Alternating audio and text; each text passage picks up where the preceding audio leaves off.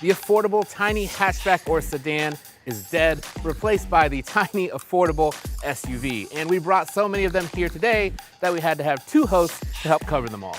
We've spent time with all of these little SUVs, putting them through the infamous Edmunds testing and ratings process. So now we're about to tell you what's good, what's bad, what's best, and what's worst. So don't worry about scheduling 9 different test drives for yourself. We're gonna tell you everything you need to know about each one of these cute utes. Did you just say ute? Utes. Utes. The Mazda CX-30. It was once second in our extra small SUV rankings, but today it is dead last. Oh, how the mighty has fallen. Let me show you why. In the 5 years since the CX-30 got a serious update, much of its competition has gotten a little bit bigger. And that just makes the CX-30 feel especially small inside. As you can tell, rear legroom is very compromised, and also the cargo area is among the smallest of all the SUVs we have here. That means that adults, they're gonna feel cramped pretty much all the time. If you put a rear-facing car seat here, this passenger will be sitting in the dashboard, and if you're gonna go on a road trip, make sure you pack light. Outward visibility is also seriously compromised. The rear glass is small, and over both shoulders, you have gigantic blind spots. So thankfully, blind spot monitors are standard, which help a lot. But the CX-30's main sticking point is going to be its technology or lack thereof.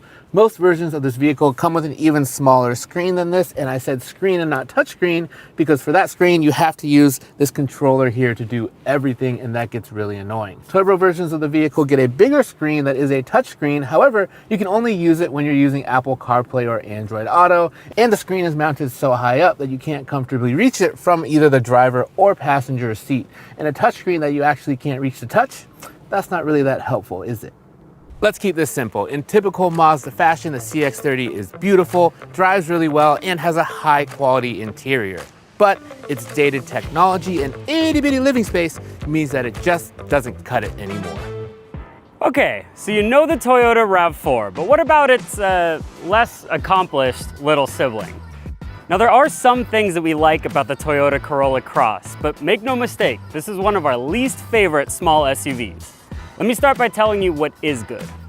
Ride quality is great for this kind of car. It's comfortable enough to easily absorb small impacts and take the edge off larger ones. But it also doesn't feel too soft when you go around a corner.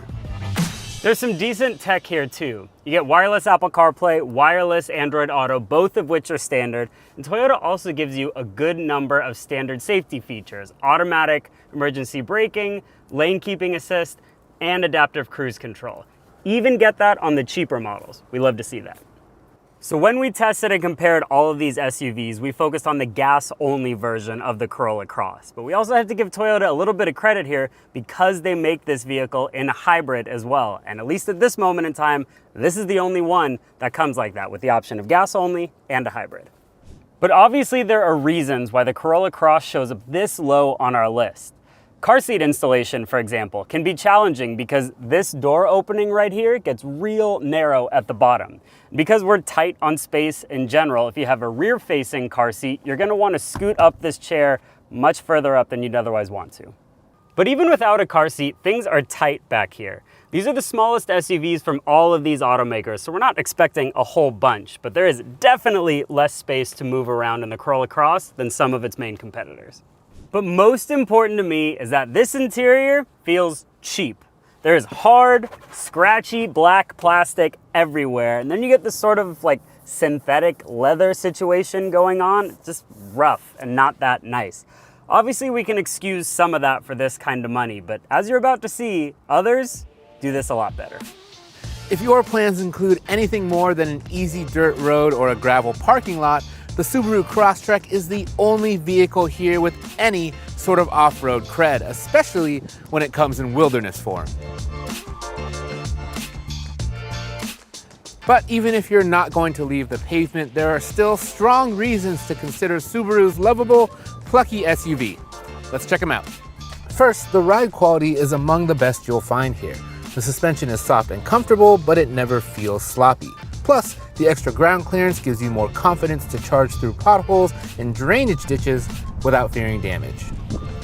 The Crosstrek is also great for car seats. Its wide doors means it's easy to bring the seat in, and it also has these cool Velcro covers for the latch anchors instead of plastic ones that you can use. Now, predictably, since it's easy to fit a car seat in here, it's also easy for you to get in as well. And for anyone who's mobility challenged or has older parents, that can be a game changer. We should also mention Subaru made its previously optional stronger engine standard this year on all but the base model. So in most cases, this is one of the few cars here that's unlikely to feel too slow in highway merging and passing situations. So there's plenty to like about the Subaru, but there is a reason that it finishes all the way down in 7th, and it mostly has to do with problems on the interior, starting with these front seats. They are too firm and lack support, which means that on long drives they become uncomfortable very quickly, and on top of that, there is a lot of wind noise in this cabin, both from the outside and weirdly from the inside, because these AC vents, they're really noisy as well. Subaru's driver aids also leave a lot to be desired, and it's not a problem of features because it's got plenty of safety features, it's how they work. The lane keep assist is really bouncy, the adaptive cruise control isn't smooth, and the system also has a tendency to just beep at you all the time, so you end up shutting a lot of these things off, and when you do that, they might as well not be on the car at all. While you can just turn off the driver aids, unfortunately, you can't do that with this screen. And it's not an issue of size because at 11.6 inches, this is one of the biggest screens that we have here. The problem is that the screen is low resolution and it's not very responsive, so it already feels a full generation behind all the other vehicles here when it comes to infotainment. And that's something that you could say about this cabin as a whole. Looking at it, there's no way that you would believe that this vehicle was completely redesigned just 1 year ago. Everything looks old. Subaru, if you could just fix your interiors, this would definitely finish near the top in our ranking. Chevy is on a roll right now, making good, affordable, small SUVs, and the Trailblazer is one of them. As you can tell, this is definitely not what the Trailblazer used to be. The Trailblazer earned some points in our rating system for its spacious, comfortable interior. And the seats up front are fantastic. They offer lots of support and they're both heated. Love to see that. And if you look right here at the controls, they didn't overcomplicate anything. Knob on the right makes the fan speed higher and lower. Knob on the left, just your temperature. Easy. And then if we shift our attention right up here, the tech is really solid as well. Wireless Apple CarPlay, wireless Android Auto, even a wireless phone charger. Everything's super easy just to use your phone. Makes it a lot more simple. The displays look really good too, and they respond quickly. Driving the Trailblazer is a pretty average experience across the board. It's not too quick and it's not too slow, but Chevy offers all-wheel drive on every trim level, which is great for consumers. The little 3-cylinder engine also returns average fuel economy for this size SUV. There are some downsides to consider, and they mostly have to do with cost. The Trailblazer can get up there in price, especially once you start adding in options, and when you consider its less expensive sibling, the Trax, which we'll talk about in just a bit. Heated seats, automatic climate control, blind spot monitoring, all of these things are going to cost you a little extra, as will all-wheel drive if that's something you need. A fully loaded Trailblazer is going to be in the low $30,000 range. And if you do want all-wheel drive, you have to remember to press the button for it. Most little SUVs like this will automatically engage the rear wheels if they detect slipped, but not the Trailblazer. It's a little odd that they make you go down and remember to press the button when you're in a panic state of mind thinking, oh no, my car is losing traction. The Nissan Kicks is a handsome little SUV with one of the lowest starting prices of any of the vehicles that we have here, and sitting still, it makes a pretty good impression. However, once you get moving, it's a different story. There is plenty to like on this interior. The Kicks is one of the newer vehicles in our test, and from the modern layout of this dashboard, you can definitely see why. Now, this big touchscreen here, standard on all Kicks models except for the base, and it also comes with surprising technology features like a surround view monitor and front and rear parking sensors. We also really like what Nissan has done with the layout of this center stack. They've resisted the urge to put too many things into the screen where you're doing a lot of swiping around and it can be distracting. You get physical buttons and knobs for a lot of the things that you're going to use often. For example, this camera button, which is a personal favorite of mine, and the climate controls, they're all neatly arrayed right here where they're easier to access than they would be if they were in a screen. But there is a big catch here, and that is how it drives. For an SUV, the Kicks rides really stiffly, and that means you'll feel every single divot and crack in the road, and it doesn't pay off with great handling either. And on top trims like this one, you get an upgraded rear suspension, but it doesn't really help matters, and it even costs you rear cargo space. On top of that, start the clock. The Kicks is the slowest car here, and it's not just slow, it's really slow, and slow enough that it becomes an issue in normal driving, and slow enough that I can tell you all of that in less time than it takes for the Kicks to get from 0 to 60 miles an hour.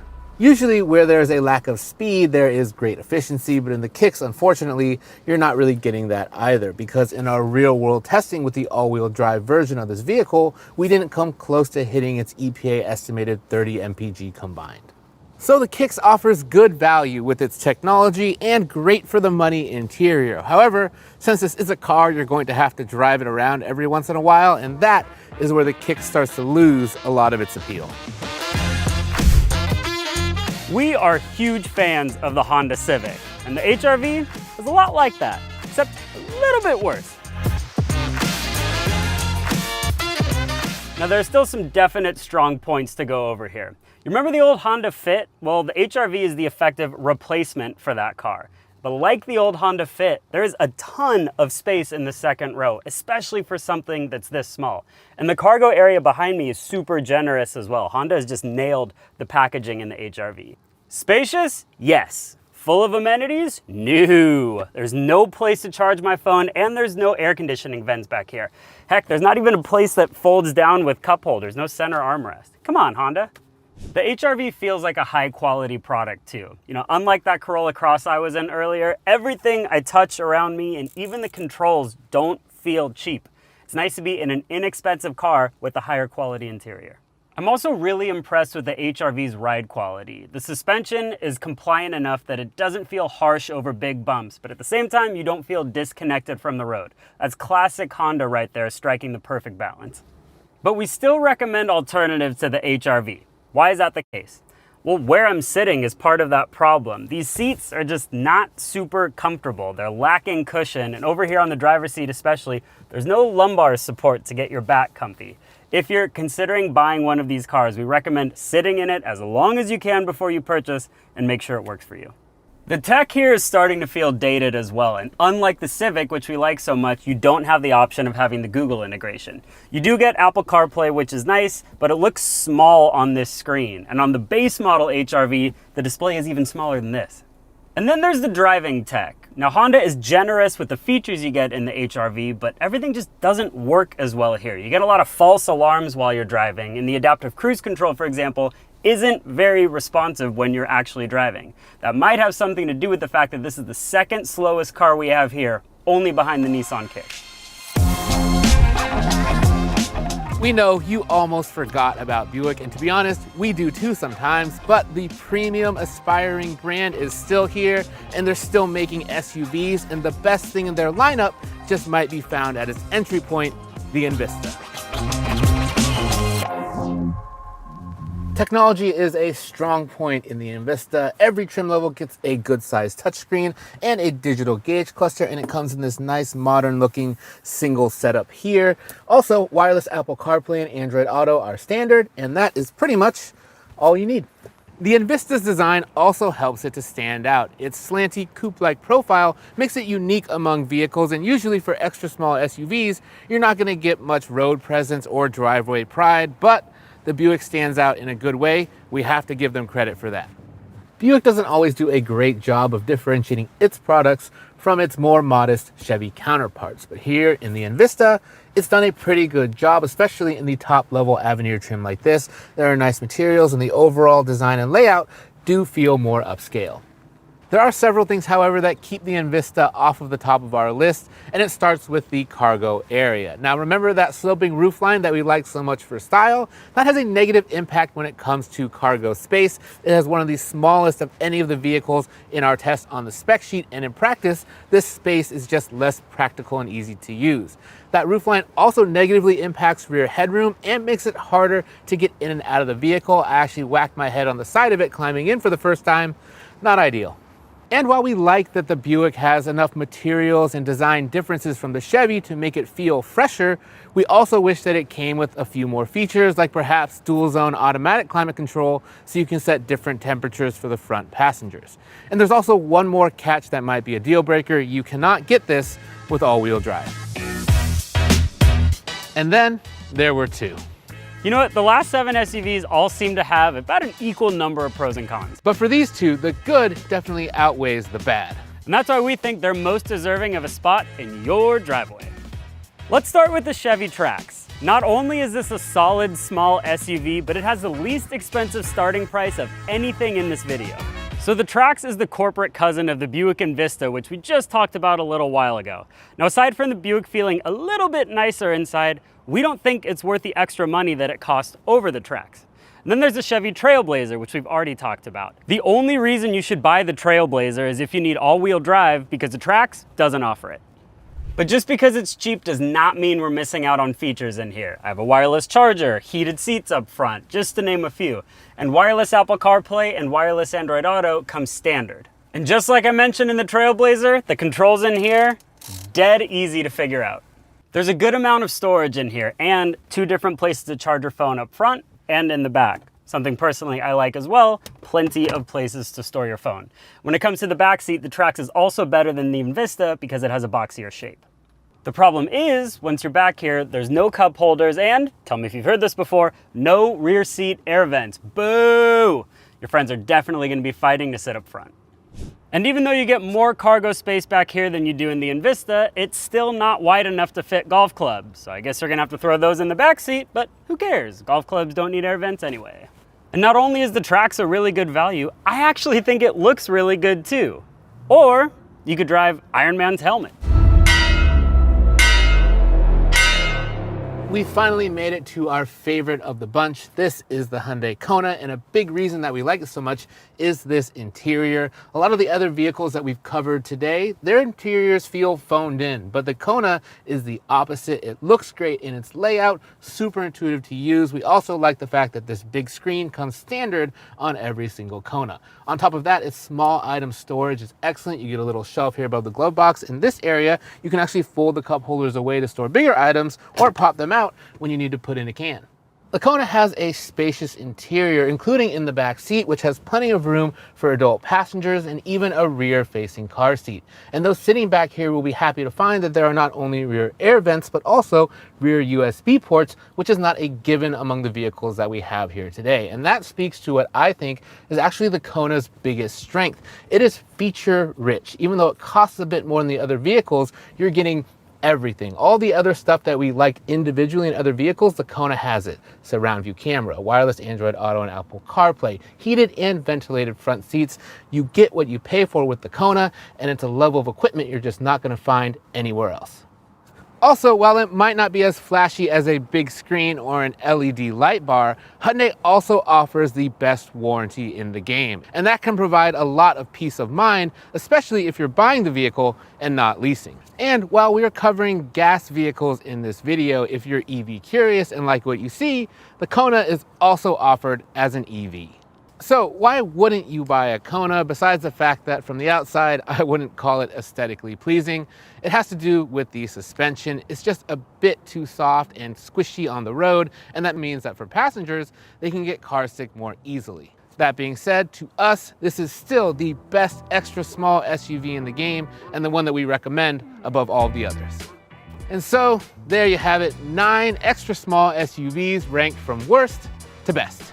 You know, none of these are perfect, but somewhere in this lineup of 9 cars, the perfect one for you exists. Clint, it's rare for us to get 9 vehicles together like this, so I just want to ask you one question. What did you learn? Dude, so often we talk about new cars are expensive, and that is still true, but it is refreshing to see that there are some cars under $30,000 that are still good. But you know what? Same question. What did you learn? I think I learned that the small differences between these vehicles can make a big difference for the individual consumer. So I would say that if you're going to go test drive one of these, make sure you bring things that you're going to use in your normal life. So if you have kids, bring a car seat. If you play golf, bring your golf clubs, just to make sure that all of these SUVs are the right size for you. I think that is plenty of information. If you want to learn more, head over to Edmunds.com. We've got full ratings and reviews for all of these SUVs, as well as every new vehicle on sale. Thanks for watching. Thanks for watching. Or lack thereof. Merst? What is Merst? Wireless Apple CarPlay, wireless Android Auto, sorry.